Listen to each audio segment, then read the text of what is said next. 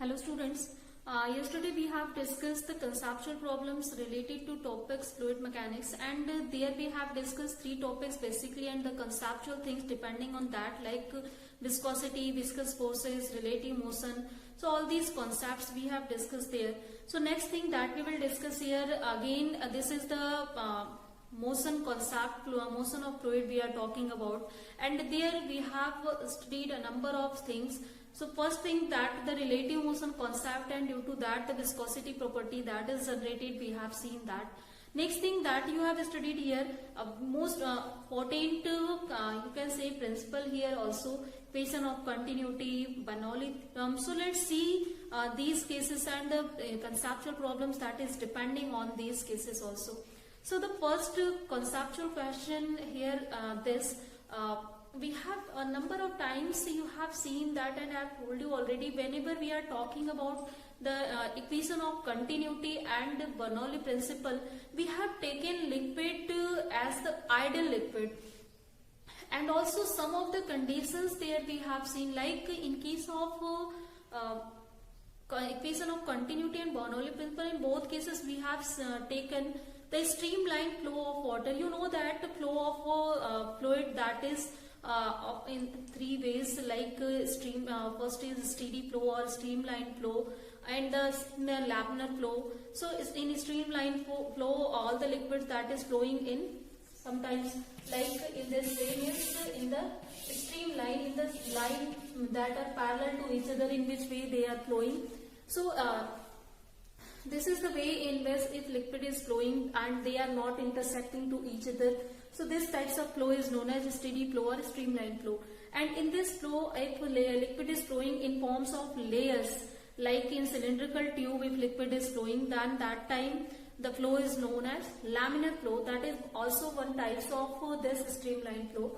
Third type that we have seen, that is this turbulent flow. So in case of turbulent flow, whenever speed is increasing, these lines starts to intersect each other, or also if you put any obstacle in path of this liquid, then that time turbulence created. So due to that turbulence, the flow of liquid get disturbed that time.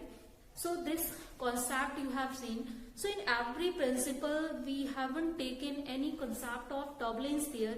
We have taken some of the limitations there. That is, first of all, the first limitation is that we have taken ideal liquid. Means whenever liquid is moving, there is no loss of energy of the liquid. Only three kinds of energies that liquid is possessing, like pressure energy, kinetic energy, and potential energy. But still you know that whenever liquid is flowing, some of the kinetic energy that is lost in forms of heat due to the collision there with the walls, and if they are just moving, then in that way retardation is going on there. But still we haven't taken that concept whenever we are talking about Bernoulli principle, that is talking about the conservation of mass and energy both. So these some of the things that you should keep in your mind, and that is also very important factors here. Like in Bernoulli principle, what are the limitations? While you studying equation of continuity, what are the limitations? And if that limitations are not fulfilled, can this condition will be applied there or not? So first, I think first condition that is clear. We have taken the streamline flow. Secondly, things that we have taken an ideal liquid. Third thing, I will just discuss here, that is, what is the property of ideal liquid? So all the properties that is containing automatically that will be applied to both of the principle there. So ideal liquid is that, first of all, in which no loss of energy that is taking place. Whatever energy it is carrying, like in form of potential and kinetic, that is not means it is not losing that energy in any other forms of energy there. Secondly, things, the ideal liquid that should be incompressible. Means whenever any stress that is applying on it, there should not be any strain that produced in the system. Means they are not compressible. You cannot compress that liquid, that they will be always in their original configuration, and they will always store their energy, so that obviously there will be no loss in their energy there. Third factor is that liquid should be non-viscous. This is also very important property of an liquid. Means whenever liquid is in motion, then you know that when liquids are moving in the such types of layers, then every layers have different speed. Then definitely due to their change in speed, a relative motion that will be established, and due to that the concept of viscosity that will come to the here. So the viscosity concept that is fully denied here in case of equation of continuity and Bernoulli principle. So some of the limitations and conditions that we have taken here, and that all are the limitations actually we have taken by only one word, that is ideal liquid. So you should know what is the property of ideal liquid, or when we can say that this liquid is ideal. So whenever liquid is incompressible, non-viscous, and also there is no loss of it, and that time it is known as just ideal liquid. And secondary thing, I think now this is the clear what is the property of ideal liquid. Then let's discuss the question that is based on these two types of principles. So as equation of continuity, you know that this is AB is equal to constant, where A is cross-sectional area of the tube that you are taking, and V is the velocity of liquid that is flowing through it. So this equation tells us that if area is increasing, then velocity will decrease there, and if velocity is increasing, it means that area is decreasing. So you know already, and the question can be asked that why the rate of flow of liquid that is very high when liquid is flowing through the narrow pipes. So reason is that if pipe is going on narrow, then in that pipe it means that its area is decreasing. So cross-sectional area is decreasing, it means that the velocity of liquid that is flowing through it, that will increase there. So if rate of flow of liquid that is increasing, then definitely here in narrow pipe the rate of flow that will increase there. So this is a very important concept whenever we are just taking anywhere the flow of liquid and we are using it, then we use the pipes and something according to our need. Like if you want the rate of flow of liquid very fast, in that case it is better to take narrow pipes than the broader pipes there. So you can apply these applications there easily. Second case is the Bernoulli principle. So as you know already, before that you have studied three types of energy that a liquid is possessing. First energy, that is pressure energy, that is due to you know that whenever you are going in depth, so due to height column or you can say that due to height of the liquid column, it applies an hydrostatic pressure there. So due to the application of hydrostatic pressure, some of the force that is applied whenever you are just putting any tab and anything, means due to the height of liquid column, a pressure energy that is created there. So first concept is their pressure energy. And the secondary concept, you know that whenever there is some of the position, then due to them is like if you have such types of pipes and other things, like you can say if from ground this height is this height is it, due to this position difference, the potential energy it is possessing. And also if liquid is flowing through this pipe, then there is motion in the liquid, and due to that motion, the kinetic energy it will possess. So basically ideal liquid can possess three types of energy: pressure energy, potential energy, and kinetic energy. If liquid is not ideal, then another types of energies can be also there, but here we are talking only about the ideal cases of the liquid.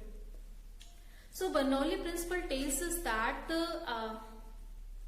this energy per unit mass, that is always means the sum of pressure energy per unit mass, kinetic energy per unit mass and potential energy per unit mass, that is always constant according to this. So there are actually number of laws in the case of Bernoulli principle, means number of forms actually are there. So you can just read all the forms of Bernoulli principle, that is very important. And in that case, if suppose this pipe is horizontal, then in that case the no height difference will be there, then potential energy will be zero, means the difference in change in potential energy will be zero there. So only two types of energies will be there, that is pressure energy and kinetic energy. So you can calculate pressure energy per unit mass and kinetic energy unit mass, that is just this we can obtain. You know already these things, so I am not going to again derive by how to get this. So directly I have just taken whenever this pipe is horizontal anywhere. Now let's discuss some of the questions that is based on this topic. So first question, already in applications we have discussed, but that is very important conceptual question. Why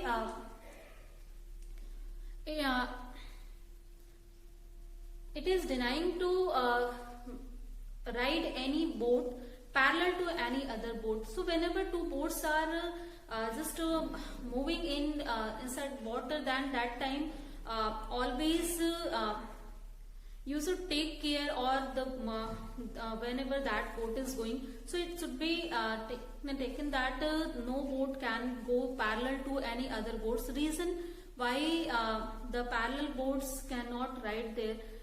So reason is that if a boat will be parallel, actually from this section you can see that easily, if pressure is increasing somewhere, then that time velocity will decrease there. So if somewhere the greater pressure and the lower pressure will be created, reason is created, then you know that pressure transmission takes place. So suppose that two boats are just moving parallel to each other, then this boat is moving, that means the liquid that is in contact with this boat, that is also in motion, means its velocity is increasing. Then if that liquid's velocity is increasing, its kinetic energy increasing, then the pressure that will be there, that will be reduced here. So this pressure, suppose that P is here, that is reduced, and also the pressure outside the boat here, that will be still at its original value. So obviously here pressure is decreased, here pressure is increased, then to bring the equilibrium, some of the pressures will be transferred from here to here. It means that due to that pressure, a force will be applied to some area of this boat. Obviously due to the pressure you can see that force is applied some per unit area there. So it means that a force will be applied due to pressure transmission from high pressure region to this lower pressure region. And in the same way at this boat also this process will be applied there. So if due to motion of this boat, here low pressure region will be created, here high pressure region will be. So from high pressure to low pressure, some of the pressure will be transmitted here, then definitely a force that will be acting in this direction. So continually from here and here a force is acting, then the boats will just come closer to each other and they can collide to each other. So in that conditions there will be a huge loss. So to prevent that losses, the advisory is given to them, don't go parallel to each other anywhere in the water system. So I think this reason is now clear. Other questions are that like some of the questions, let's see with the help of turbulence that we have talked there. So first of all, how can you distinguish the whether the flow of fluid that is streamlined, or whenever we are talking about the fluid, guys, just to be clear that we are talking about liquid and gaseous system both. So fluids are both, whenever they can move they are fluids, so there. So Don't think that always I'm talking about the liquid here. Bernoulli principle is applied to all of the fluid that are nearly, you can say that are ideal fluid, means they are incompressible, they are non-viscous. Like air, you can see that this is also just like that. Water you can take. So such types of means nearly they are ideal types of fluids. So that's why in that case Bernoulli principle applies well mannered there. So next question is here. First of all, let's discuss some more questions based on this. After that, we will discuss on the turbulence and other factors. Other question here that if you can see that in storms, the upper portion, the roof of the huts, that is blown out due to that. So reason is that suppose this is our hut system.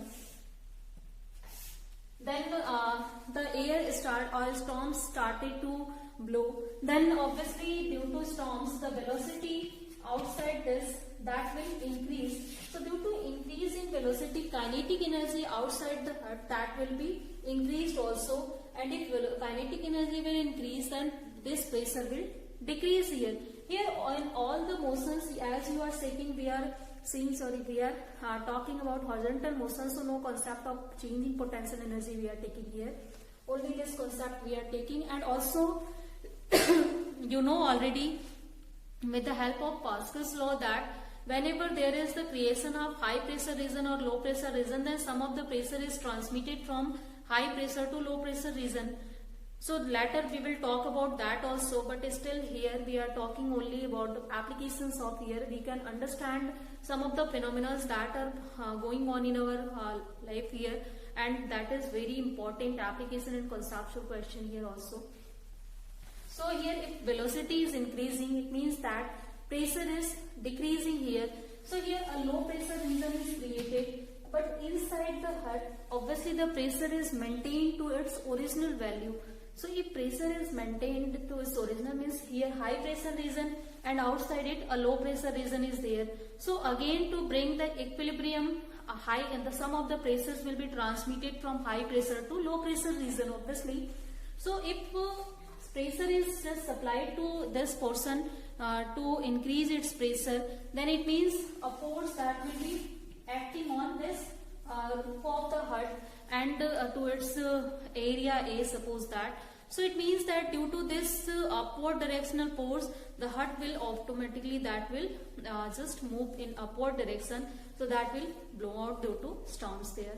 So this is the reason, due to the creation of low pressure region outside the hut, it started to blow, and that's why we always try to put some solid things, some weighted things on the tin sets that you are just seeing that if somewhere we are using tin sets, so then this time we just used to cemented it by one layer of just types of layer whole of this around this tin sets this time, so that we can prevent the tin sets from this storms conditions.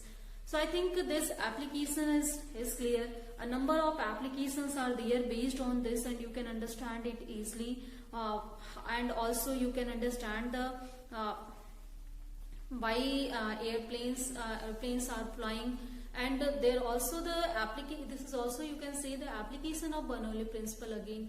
So first of all, you know that on runway airplanes are just running. So if they are running, it means that they are increasing its velocity. So due to increase in velocity, the pressure that in upper pressure means the upper layer that of upper part of the aeroplane, that is the velocity is increasing, and also if its shape you can see that is curved. So on curved part, its velocity is more in comparison to its flat lower part. So if either here velocity is increasing, it means that pressure is decreasing there. So continually on runway, whenever it is running, continually the pressure region going on lower and lower, lower and lower. So a large pressure difference that will be created, and sometimes here from the upper portion and lower portion. So obviously in lower portion the pressure is high, then from high pressure region to low pressure region, force will be or you can say pressure will be transmitted. Means a force will act in upward directional to on this aeroplane, and that will try to lift it in upward direction. So the lifting of aeroplane is due to also this pressure transmission from high pressure to low pressure region, and this is also an application of this principle. You can understand easily here how much it is useful in our daily life here, and another Magnus effect, and so many things we have discussed. So students, try to understand that concept is really very important here. Next factor that we were talking here, that is the concept of turbulence here. So how can you distinguish the flow of fluids, like whenever its flow is streamlined, whenever its flow is turbulent? So basically we are adopting two types of methods there. Like we are talking about the critical velocity there. The concept of critical velocity also is very important, and we have even derived a formula for that using dimensional analysis. You can again see that, you can understand on this factor it is depending on. So whenever the flow of means velocity of the liquid fluids that is flowing, that is less than its critical velocity, and till that time the flow that is still streamline or steady. But as the velocity of the vehicles or whatever means it that is increasing beyond its critical velocity, then that time the flow becomes turbulent, means they started to create resistance and the flow is that time ceases. So this is the reason, due to that we always try to reduce our speed whenever area is very large, or you can see that here, like if you can see the very fast moving vehicles we have also, but still we always try to give them some shape, means that shape is known as a streamlined shape. Like if you can see the shape means primary shape of bullet trains you can see, and vehicles or aeroplanes, you can see the front shape is something like different. Why that shape we are giving it to it whenever the high speed things we have? So the reason is that there if was very high speed vehicles that are moving, then they will cause turbulence in the air there, means they are increasing the air velocity, and whenever air velocity will increase that will go beyond its critical velocity, that will try to means there will be a creation of turbulence in air, and due to that turbulence automatically whenever there is anything is motion due in fluid, then we have talked about the terminal velocity, and also we have seen the concept of viscous force. It means that liquid or fluid will try to oppose any kinds of motion here. So when aeroplane is moving or train is moving or vehicles are moving into air, then they are displacing or they are just disturbing the configuration of air particles there. So air molecules try to oppose any kinds of change in its configuration or any kinds of relative motion. So they just oppose that by the application of viscous dragging force there, or frictional force due to their frictional force. So number of forces are acting as the resisting forces there, and due to that the speed of vehicles that get reduced and we need more fuel there. So to just reduce that turbulence, reduce this resistance, we always try to make the shape of vehicles so that less friction, less turbulence can be created. So the reason behind the giving shape or streamlined shape, or the streamlined shape, or the shapes are known as streamlined, again I am telling you. So the reason behind to give them a streamlined shape, because we want there a streamlined flow or the less turbulence that is creating, so that we can prevent our fuel and we can increase the speed of the vehicles there. So this is the application of turbulence also. Another thing that in which you can just understand the concept of a streamline flow and turbulent flow, that is the Reynolds number. So as we have seen in critical velocity, the one constraint is appearing there, that